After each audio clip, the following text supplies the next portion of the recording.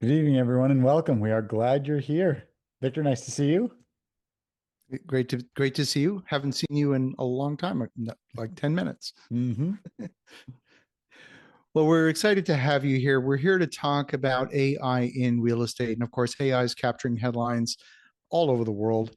And there's a ton that's available out there on YouTube. If you go to YouTube University, like many, there's lots of material out there. But what we're here tonight is to talk about AI in the context of real estate, and in particular real estate investing. As it turns out, there's a couple of industries that have been really lagging in adoption of AI. Construction's one of them, and real estate's another. And not sure why that is, but it's something that is a phenomenon. And I can tell you that in our company, that's not the case. And so I think what we're going to, well, I know what we're going to share tonight, I think is going to blow your mind, and that's the intention because we're practitioners. What we're presenting here is not from an academic standpoint or anything like that. These are real life use cases from within our business, from the perspective of folks that are using this technology each and every day. I mean, hourly, by the minute. In fact, Robby, why don't we poll the audience and see how frequently people are using AI today? I'd be curious to know. We will do just that. It's a great point as well, because from our vantage point, we get to ask others, either sponsors smaller or larger than us, or investors who we know well, what are you seeing? What are you using? And you can generally get a sense of what businesses are applying well and what businesses have needs for improvement or growth. Even earlier this week was talking with a prospective investor of ours who has a quality business, and we were outlining some of the options that they had, and they'd never considered some of the uses available to them in AI. Even a little bit more perspective gets you so much further. Our first question asks, how frequently are you using artificial intelligence? And it gives you some options. So we will actually, oh, you have all three options available to you now. Our second question is, how much are you spending per month on artificial intelligence? And there's some good data and context we'll provide on that. Third question is, what's your primary use for AI? And we gave some frequently used examples. And of course, there are many more. So if you've got others, we'll be excited to hear them as we go forward. But we'll give another 30 seconds. We've got 64% have responded. The other group of you are either driving, walking, or too far away from the television to answer the prompt. So give you another 15 seconds and then we will wrap up this poll. We're at 75% now. Go ahead, Victor. Why don't I why don't I start to share? I'll start with a simple use case, and this is one that I think is going to be interesting for you. It's not a real estate use case, but it's one that I think everyone can relate to. If you've ever taken a flight recently, this is something that it'll save you a couple of bucks. So I think it'll be interesting for you. So I put the icons here at the bottom. These are all the different tools, and we use all these tools and more all the time. If you've ever flown either domestically or internationally, you'll know, of course, the airlines, many of them do a charge for their Wi Fi. If you happen to be a frequent flyer or maybe in elite status, you might not pay. But if you do, and you want access to the internet, it might be a short haul flight, might be an hour flight. And gosh, you don't want to spend the $12, but you don't want to necessarily be disconnected either. But a lot of them offer you free internet access just for messaging. And so you can text someone and say, you know what, my flight's 10 minutes late, meet you at the curb. And that's fine. But this is a way for you to actually use the internet without paying for it. So I'm going to show you an example here because you have access to these different messaging apps. And so what I'm in here right now, this is literally my phone. I've got it on the screen. Is you can see this, correct, Robby? No, unfortunately, we can still see the slides. We're sharing the Okay, PowerPoint. let me fix that. Let While you me. do that, I'll share the poll results and we can keep dancing back and forth there. 59% of our respondents said 5 times per day they're using AI, which is a good moderate frequency in terms of AI usage. 65% said they're spending $20 a month on AI tools, which is very good. That's very And good. 67% said research is their primary purpose, with a close second being chatbot or communication. So I'll share those results out so you can look at them yourself. Continue, Victor. Very cool. I'm glad we asked that just to get a sense for where everyone's at. So this is literally my phone, and what the app that I'm in right here is WhatsApp. Facebook Messenger will do the same thing. Now, if I'm just using it as a chat tool, that's fine. I can chat with people. But if I click on that little circle at the bottom, this is Llama. This is the AI tool within WhatsApp and Facebook Messenger. So I could ask it a question like, what is the weather at LAX when I land in 4 hours? And so now you could get that answer without having to pay for the internet. So now you can start to use a messaging tool like a search tool and get information as you would as if you happen to be on the ground or internet connected. So that there you go. I just saved you $12. So that's a little example. All right, let's close the poll here. Okay, so who are we? We're Y Street Capital. We're split between Canada and the US. I happen to be based in Ottawa. Robbie's based in St. Louis. Our US headquarters is in Salt Lake. And we're active in 11 states in the US and 2 provinces in Canada. There's a mix of different projects. We do apartments, senior housing, flex industrial, storage. Gosh, what else? We've got several thousand acres of land under development. So we're just very active in the development game. We also have a consulting division.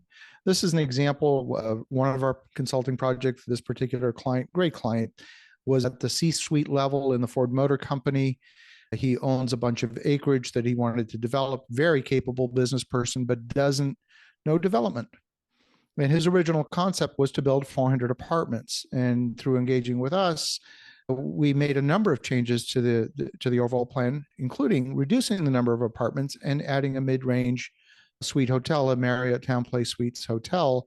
And that really strengthens the business case for the project. So it's about not just hiring somebody that can take you through the planning department and get you through zoning, because they can't tell you necessarily if it makes any economic sense. Where when you're working folks that are in the development game each and every day, folks like us, we can actually give you that perspective through the lens of a developer, which we are, with institutional quality underwriting and all the rest. So if folks on the line here have development projects where you think you need some help, whether it's something small, maybe for feasibility, something larger for underwriting, something huge to take you through construction, we may be able to help. So feel free to reach out, and Robbie will have details for you at the end on how you can do that. I'm going to start with a simple case study, and this is one that I'm sure you can all relate to. Whenever you undertake anything that involves construction, you need to go get a building permit.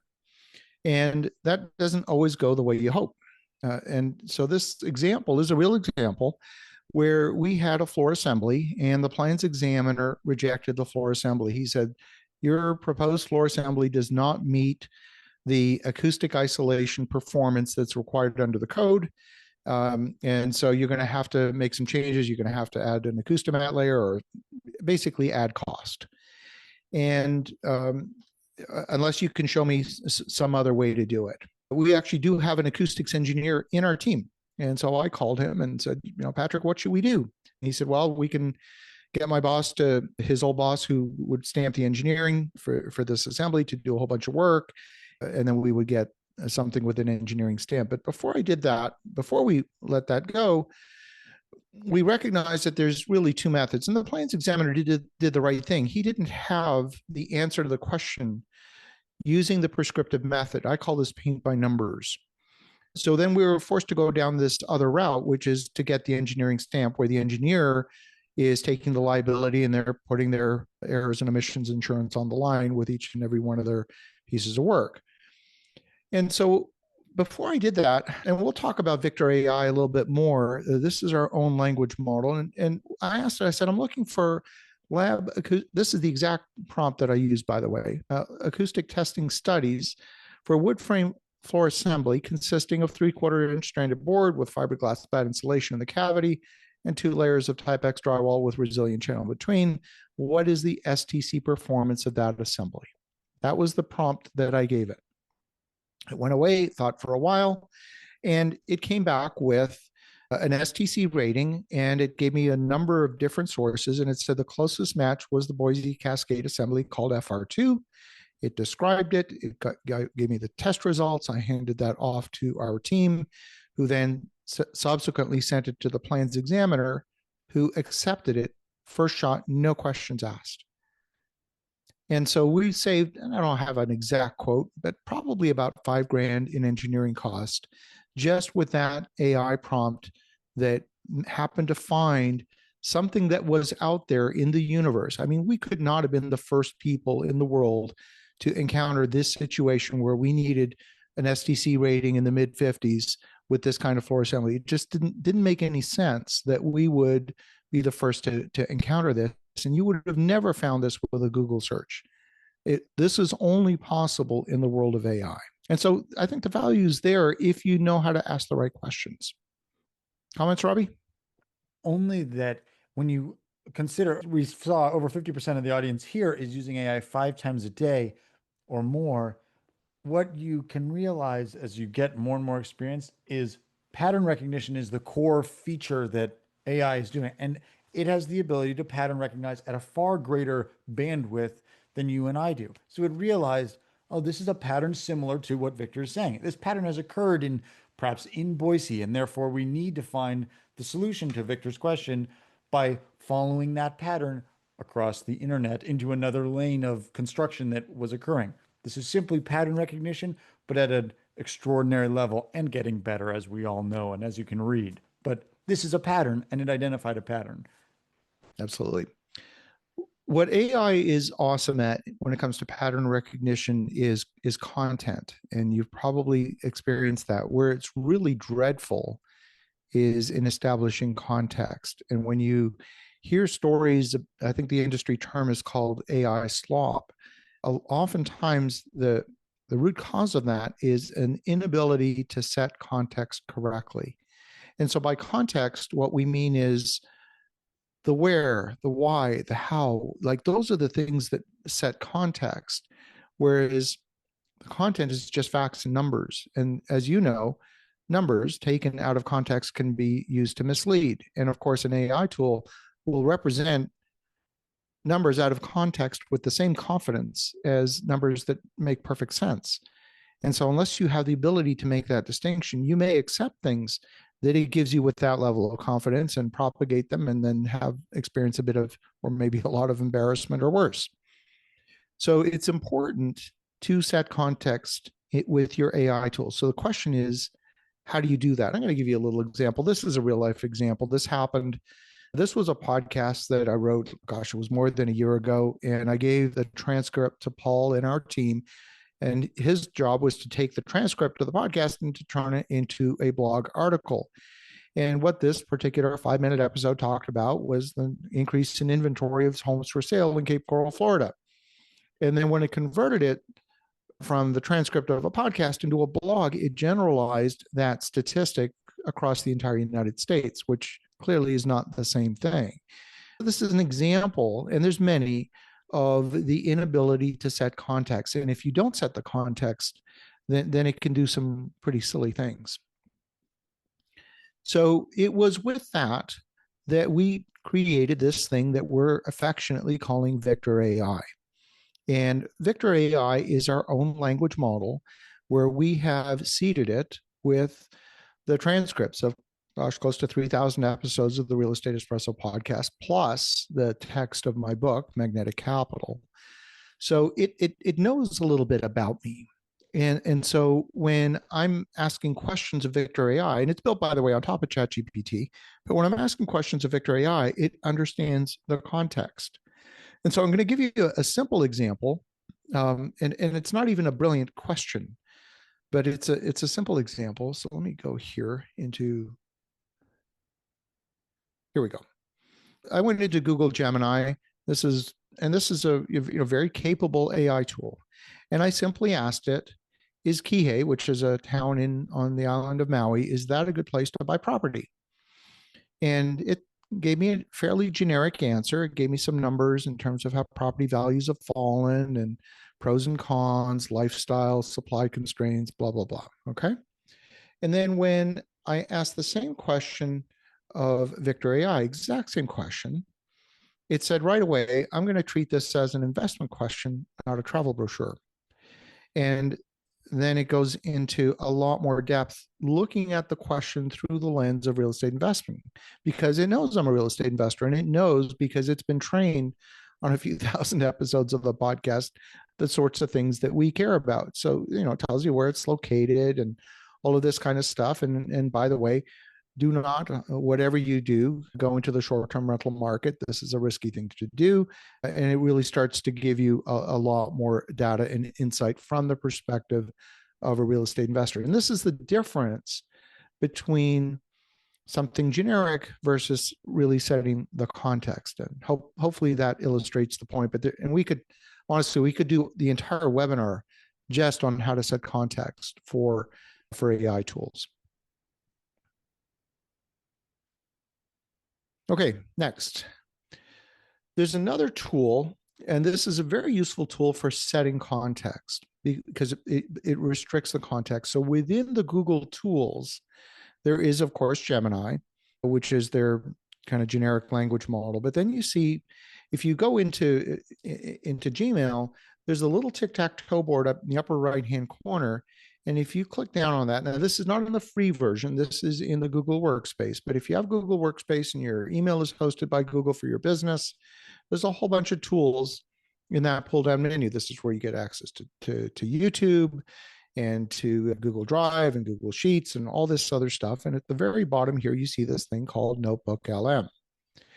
And what Notebook LM does is it allows you to really narrow the context to a series of documents that you upload, and you put it to work specifically on those documents. So for example, you could put up, I don't know, 400-page insurance policy into Notebook LM and say, tell me where the various riders in the insurance policy contradict each other and where which ones take precedent. Now, you could do that too. You could get an insurance lawyer to do that for you. Your insurance agent for sure is not going to do that for you. And it would cost you a bunch of money. But they get tired. If you did it yourself, you would get tired as well. And this will do that. This will go through it. It doesn't get tired. It will do a thorough job. And I'm going to show you an example of a use case that was not obvious at all. And it came out of necessity. So what happened was, and this was, a couple of months ago, and our marketing team sent an email that I didn't like. And I actually emailed Robby and gave him a hard time. And a few of the folks in the team gave me a little bit of a defensive response. And at one point, out of frustration, I said, if emails like this are going out, they're going to have to get routed through me for review, and nobody liked that, including myself. So I thought about it a little bit. And this picture here, this is Mauricio. He's our securities lawyer. He lives in Southern California. He's awesome. He is well-spoken. He speaks real English, not just legalese. And he has a massive YouTube channel. And what I did is I took the transcript of only two of his videos. And in these two videos, he talked for quite a while, probably close to 2 hours. And some of it was meandering, including what his dog had for breakfast. But these two videos were dedicated to what is okay to say in a public forum and what's not. So I literally took the transcript of those two videos, plus another document that he had, and I uploaded that into Notebook LM. And I told Notebook LM, I said, that is the rule book. And after all, we trust Mauricio, our securities lawyer, so that should be good as the rule book. And then I uploaded the offending email and asked Notebook LM to evaluate the email against the criteria outlined in the other files and provide your assessment of compliance against Mauricio's rules. And it lit up with all of the things that it didn't like, and it found things that I didn't find either that were non-compliances. There were half a dozen. And what this showed me was a couple things. Number one, we could actually get a tool to do this better than I could.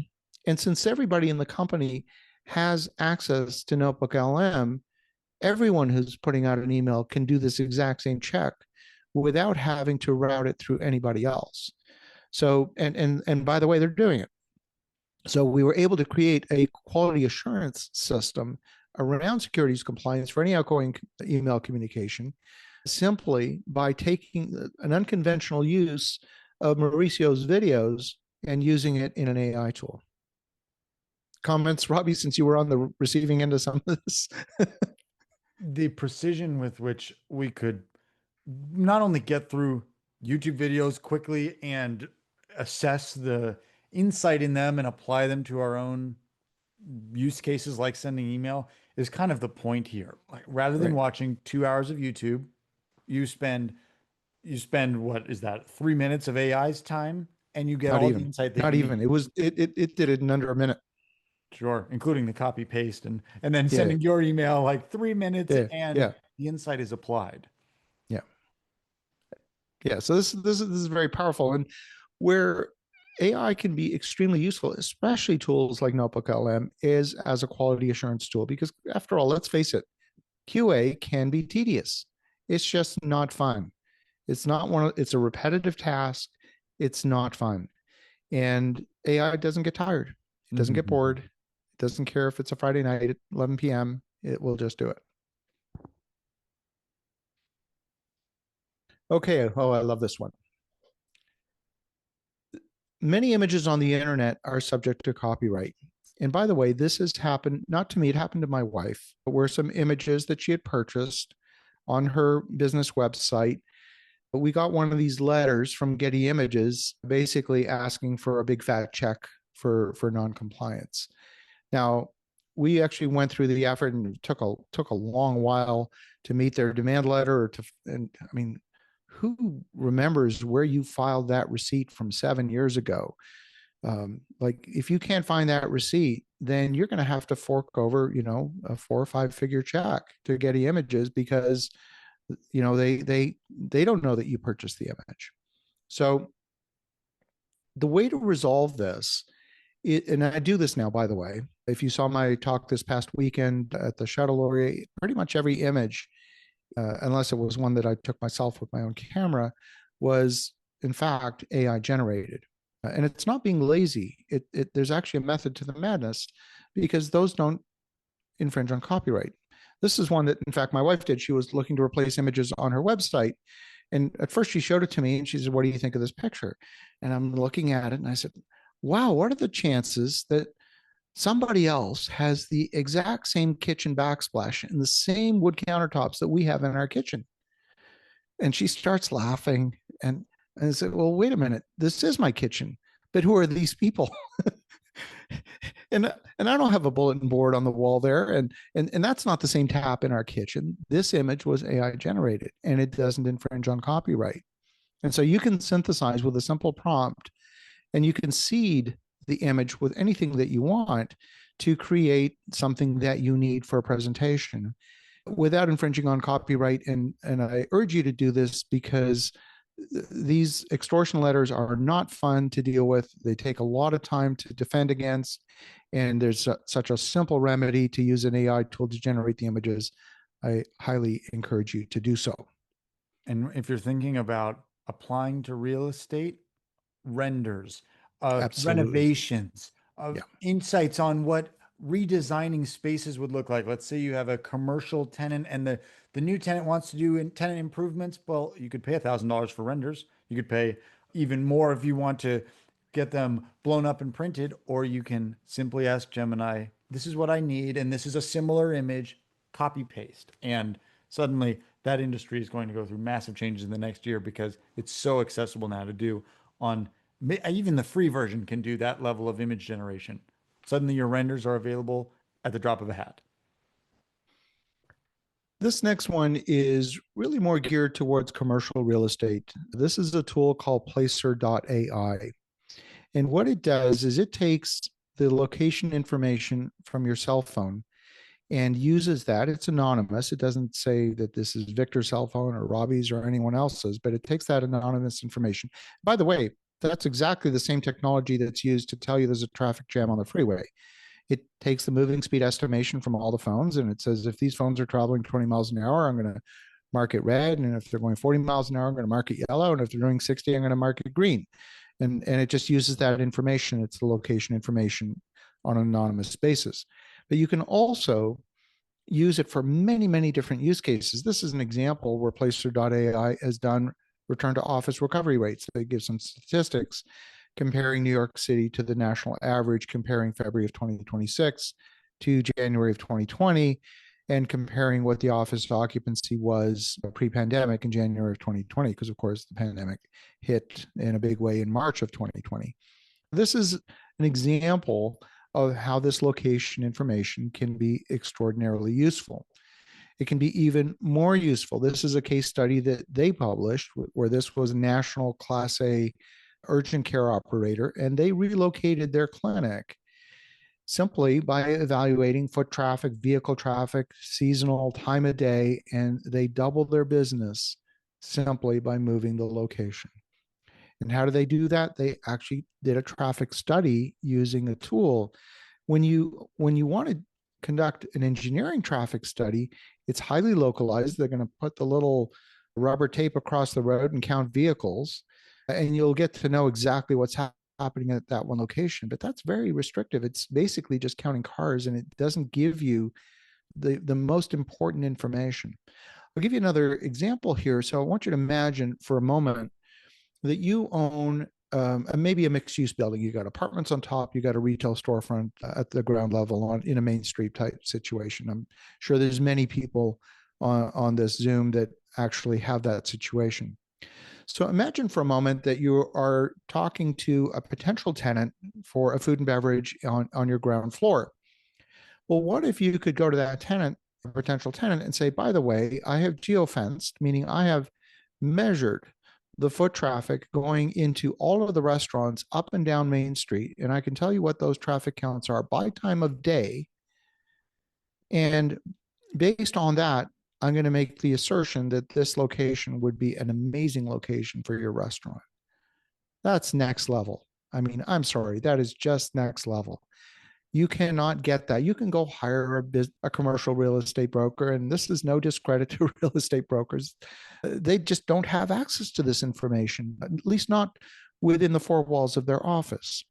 This is how you get next level information for commercial, for site selection, for any business. This is, and by the way, the folks that I know that are in commercial real estate, the real high performers, they're all using this now. So if you are not using it, you're at a massive, massive disadvantage.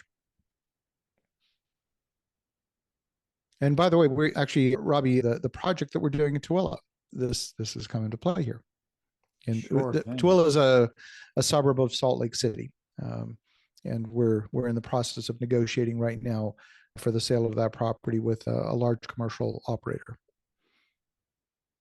So Robby, I know you had a couple of other I know we've got a lot that we could potentially cover. We could literally go for hours here, but maybe you had a couple of things that would be worth talking about. Then let's maybe open it up to questions, and then we can wrap up for the evening. Sure thing. For any investor, the process of due diligence is an essential one.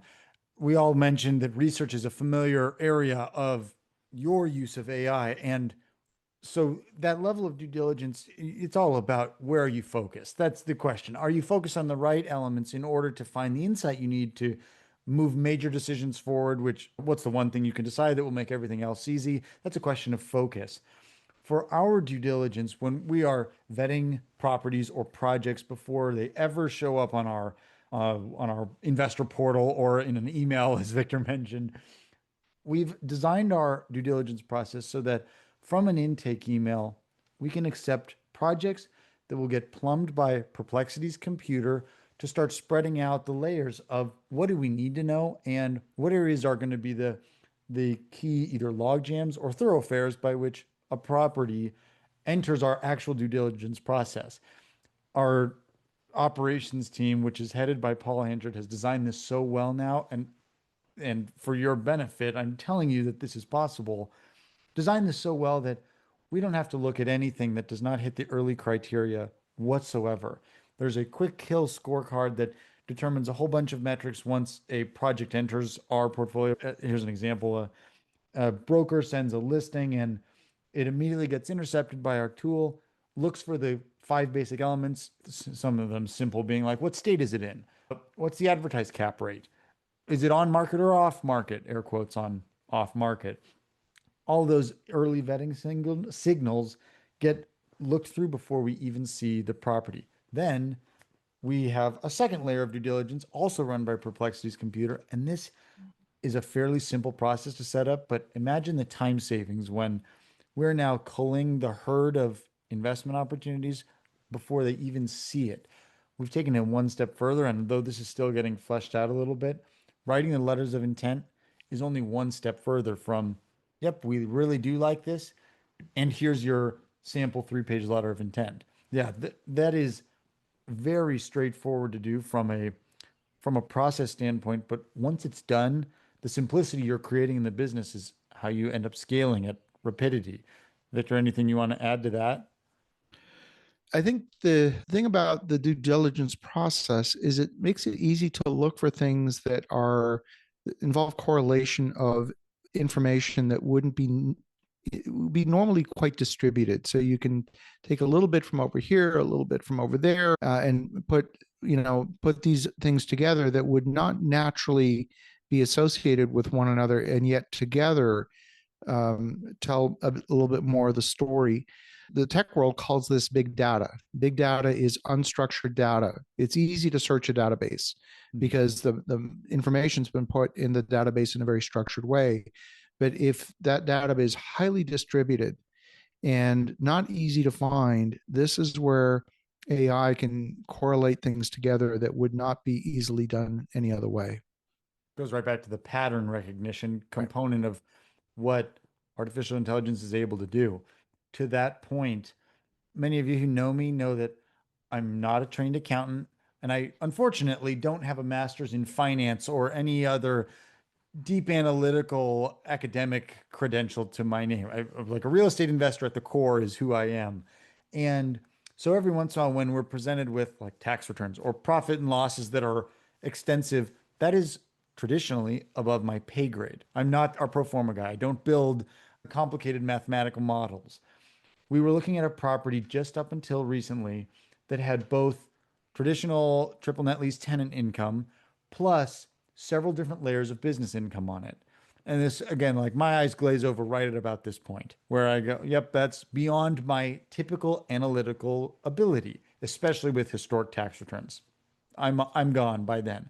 And yet, what Claude can do as a tool, especially once you're paying the $20 a month for it, to ingest sellers' personal and business tax returns, the triple net lease income, and identify the capital flows in between all of these things and what it means for the underlying property that we were interested in purchasing, we got immediate insight. Like Victor said, that 45 seconds later, suddenly we're looking at the way that this seller had articulated their or had worked with their accountant to move capital through all their businesses over years, and what was the trajectory of all of that gross income, and when you add back depreciation, what does this mean for our potential acquisition? Gaining that insight would have taken us a while under any traditional process, but AI can read, and AI can read fast, and it can draw insight from those patterns very quickly. So if you haven't taken the time to take some of your historic tax returns, plug them in and say, what do you see, AI? Where am I missing some opportunity? It is low hanging fruit at this stage of the AI development. Do we have time for one other example, Victor, or should we move on to finals? Why don't we open up? Well, let's do this. We have a freebie for you, which I think hopefully you will appreciate. Oh, let me go back and screen share again here. If you take an image of the QR code, it'll take you to a short questionnaire, and we're not here to harvest data from you or anything like that. It's really to understand a little bit better where your focus is, and we'll send you a curated list of tools that we think might be useful for you, because there's a lot out there, by the way. And so just grab the QR code and we'll send you that. I've had a look at it over the last couple of days, and it's actually quite good. Some other things that you can use after tonight's webinar is over and you can explore. And by the way, this is a fast moving business. This presentation, I'm sure, will be obsolete certainly in a year, maybe in a month. I don't know. I'm using tools today that did not exist 3 weeks ago on a daily basis. I'm using new releases, new capabilities that were only released in the past week in ways that I hadn't even considered would be possible maybe a month ago. So this is a fast moving business. And if you're paying attention, you get to be at the forefront and use things and take advantage of them as they come. And if you're not, your competition is. So I suggest that you should.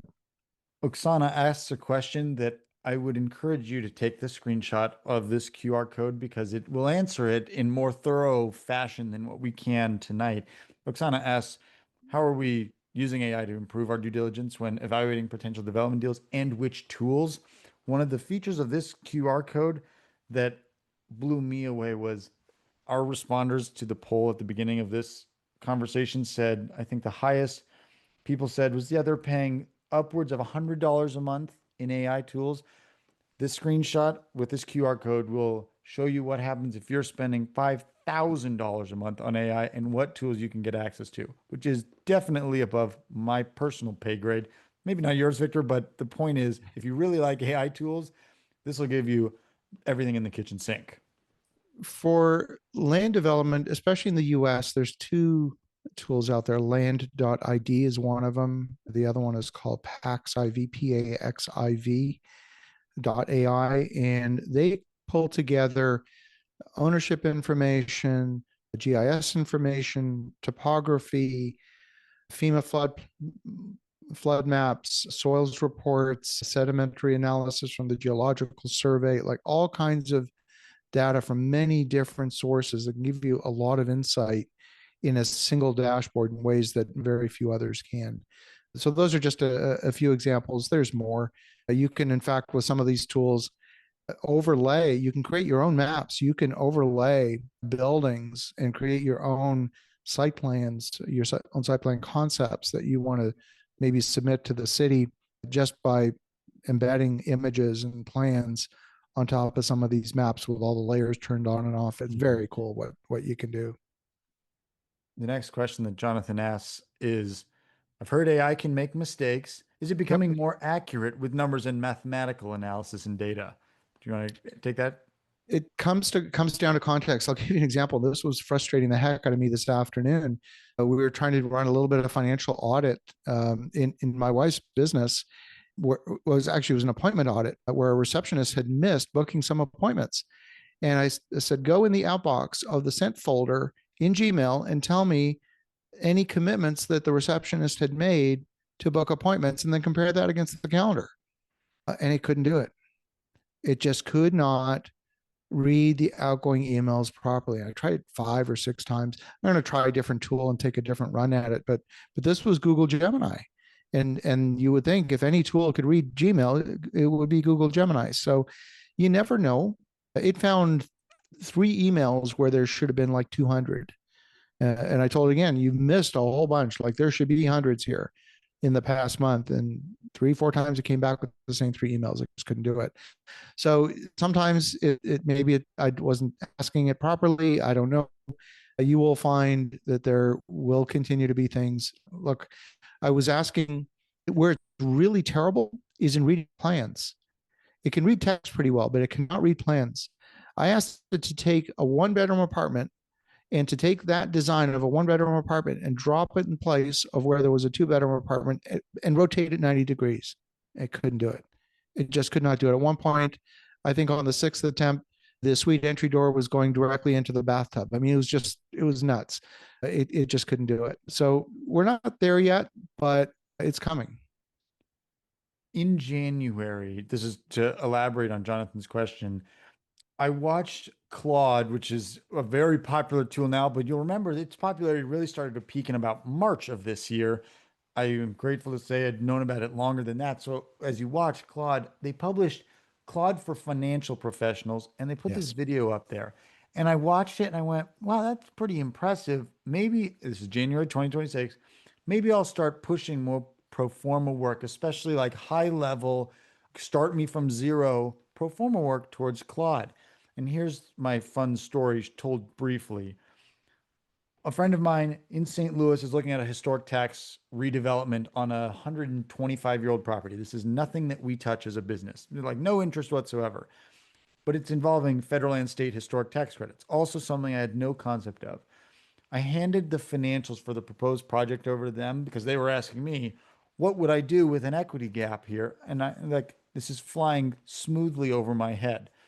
And yet, Claude was able to build a full financial model, including the state and historic tax credits with their proposed increases over time and all these elements of the model, and draw insight on cap rate movements in St. Louis and other elements of the financial modeling, including a dashboard, which I looked at here, showing the gap based on different variables that come into play on, do you go towards LIHTC or do you go towards other solutions we have in St. Louis for developing historic property? This is all on a couple minutes worth of uploading financial data to Claude. While it's not the perfect model, I would not bank on it. Oh my gosh, it get me 0 to 80% at incredible speed, much faster than even our own professional Excel users could type in on Excel. 0 to 80%, super useful. Absolutely. What do we have We've got, next? yeah, one other question which says, um, Victor, could you compare Pax IV to Latipult if you're familiar with Latipult? And I am not.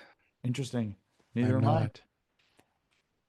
No. This gentleman who's asking, I would recommend if you ask any AI tool to compare the two, that is typically where you can get some very quick insight. And I hate to pawn answers off to AI, but it is true that if we don't know, AI does already, and it can go find out. By the way, that's actually, I'm glad you mentioned that, Robbie, because I've changed the way that I work. All of the tools we use, Word, Excel, they all have a help system. And you go in and it's a pull down menu and you go through the knowledge base and it's slow and tedious. But these days I don't use any of that stuff. I go directly to a chat device, usually Claude, sometimes ChatGPT, and I will ask it, how do I do this? This is what I'm trying to do in this tool. How do I do it? And it gives me the sequence of steps to do it, literally paint by numbers. The other thing that I do with it very routinely, and I send this to our marketing team, to our web development team, is I ask it to run tests on our website and things like that. Like, give me a current SEO snapshot of the website and things like that. And sometimes it gets it wrong because it doesn't have access to certain files that might be protected. But for the most part, it's pretty giving some pretty good insights that even very experienced web developers are going, oh, I didn't know that. So that can be extremely useful because especially as the way search is changing these days, it's very, very easy to become invisible on the internet today. There's so much, the way traffic is being routed is changing so much. I'm going to leave you with one last nugget. So Claude is a great tool. We love it. It's awesome.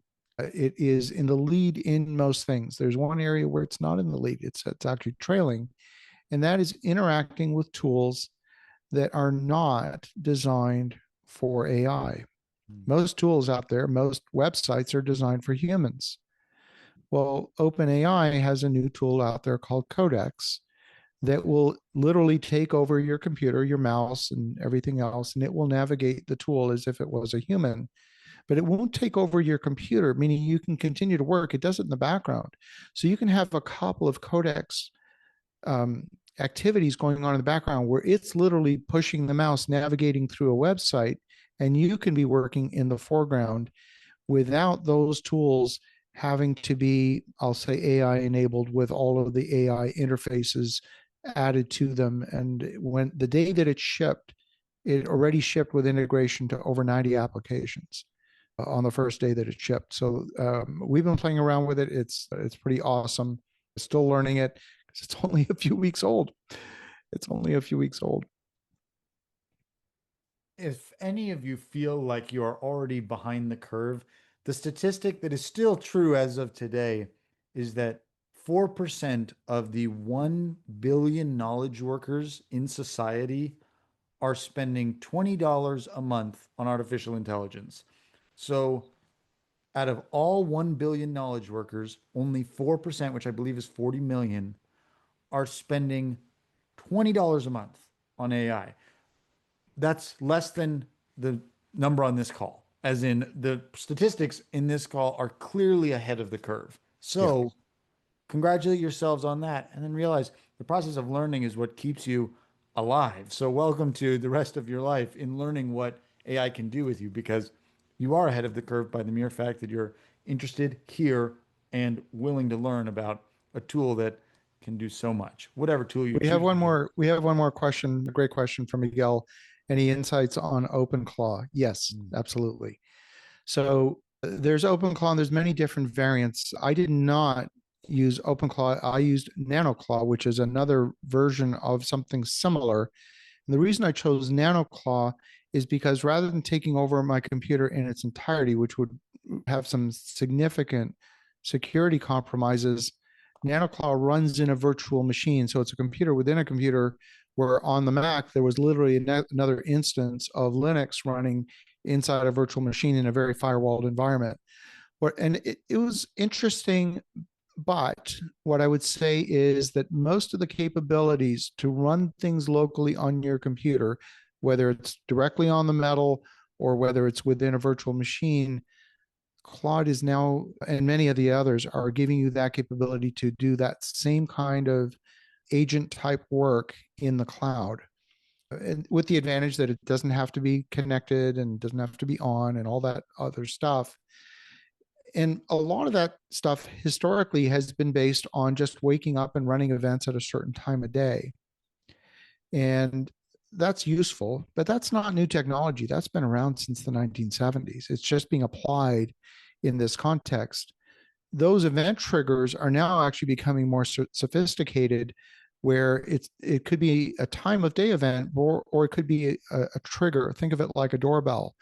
So rather than just responding to a timer timing out, now you can start to do things with timers and doorbells to take action. So an email comes in that meets a certain filter. Maybe you don't want to respond right away because you don't want to appear too eager or too hasty. So now you can set a timer and respond in what feels like a human delay. And you can start to do things that feel a little bit more natural by combining some of these different types of triggers. And yeah, you can do that in OpenClaw and NanoClaw, the many different versions of that. And you can also do it now directly in Claude itself in the cloud. Okay, great questions, fabulous questions. And for everyone on the line, thank you for sharing this time with us. If you want to learn more about some of the projects that we have going on within Y Street Capital, Robbie, why don't you put the link in the chat so people can grab it, so that if they want to learn more about some of our investment opportunities, we do have a few live investment opportunities. Most of them are only open to accredited investors. Some are in Canada, some are in the US. We have both. And if that's a fit for you, awesome. If not, that's fine. There's no hard sell from us ever. And if you have projects where you think you could use some help, whether it's in underwriting, due diligence, feasibility, whatever it might be, we might be able to help you with that as well. And maybe got a little bit of a glimpse of some of the systems that we have in-house. Because we don't have a chat, we look forward to seeing you at ystreetcapital.com. And thank you very much, Victor. It's great to see many friends on this call, and we hope you all have a great evening. Thanks so much.